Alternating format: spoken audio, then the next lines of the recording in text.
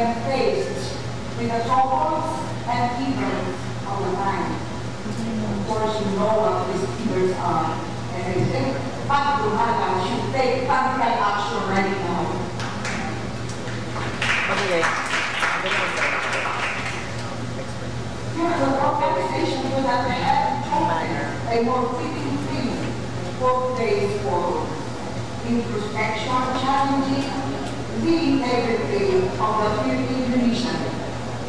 Statistics show that from 2000 to June 2007, the Supreme Court and Bank has women penalties on judges ranging from admission to dismissal from the service in 392 cases involving second-level court judges and in 378 cases involving first-level court judges.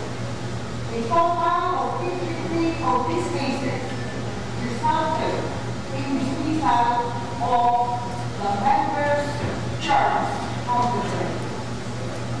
In appellate level, 3 justices will be dismissed.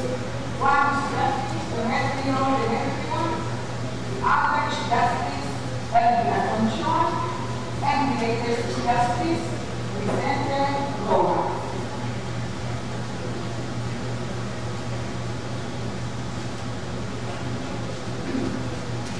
Unfortunately, there are still other administrative cases against judges pending before the court. Of course,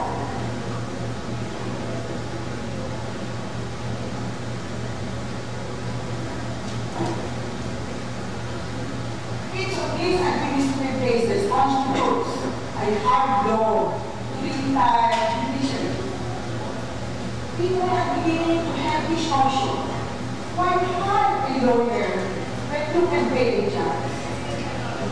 So this photo is therefore one video to enlighten the minds of the youth on what are the ideas as well as the problems of the judiciary and to encourage vigilance in keeping the institution unsolved. Judicial ethics is defined as the branch of moral science which treats of the right and proper conduct to be observed by all judges and magistrates in planning and deciding controversies. Simply put, judicial ethics involves that determination of what conduct is right and proper under the given circumstances. And this is not unreasonable. How many of you are intending to become lawyers, especially? 1, 2, 3, 4, 5, 6, only you. So, I ask majority of you should be lawyers someday. And eventually become judges. Because on you depend the beauty, the excitement, role of the division. Kailangan namin ang mga batang abogado, ang mga batang puwes, may prinsipyo sa buhay para ang judiciary natin ay maging malinis. Okay? So again, how many will take up law?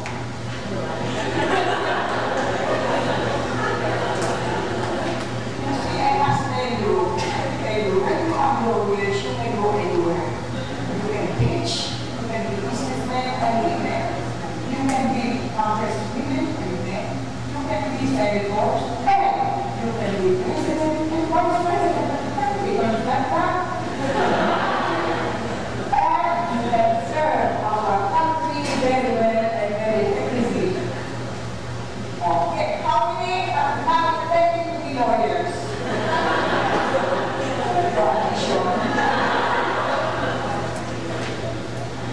Why don't you like to be a lawyer? I asked something like that.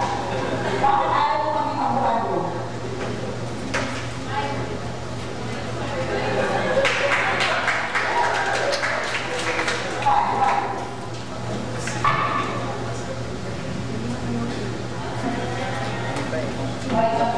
Mamaya pati ako. Abogado po kasi. Gusto ko po yung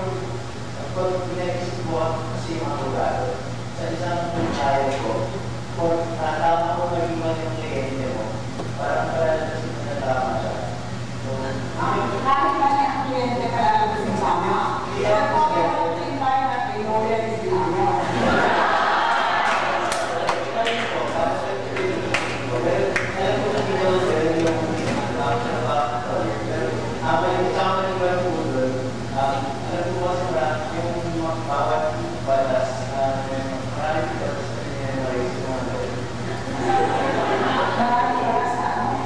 Marami na memorize ko. Mga libro ko, mga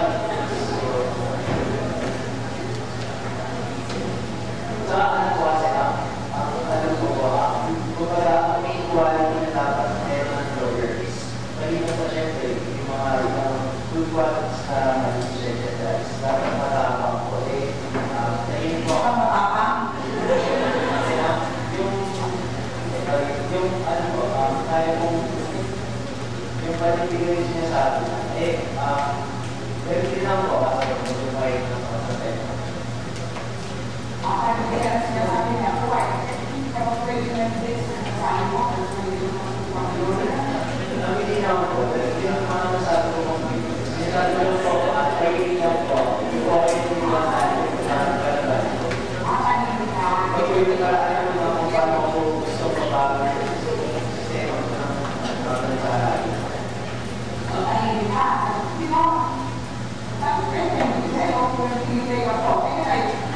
I want to ask someone who wants to become a lawyer why he wants to become a lawyer. To ask someone like this.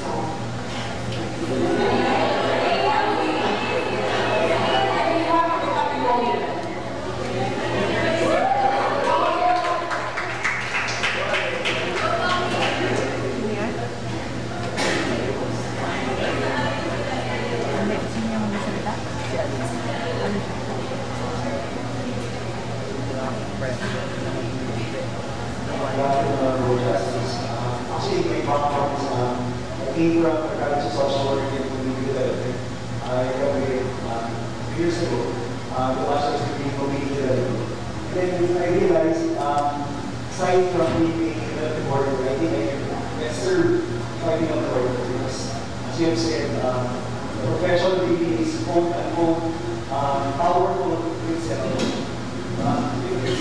Because gaya natin kanina lessons, all facets kaya ng hospital and therefore, mas maraming pwede to serve. Very good, very good. And I admire you for that.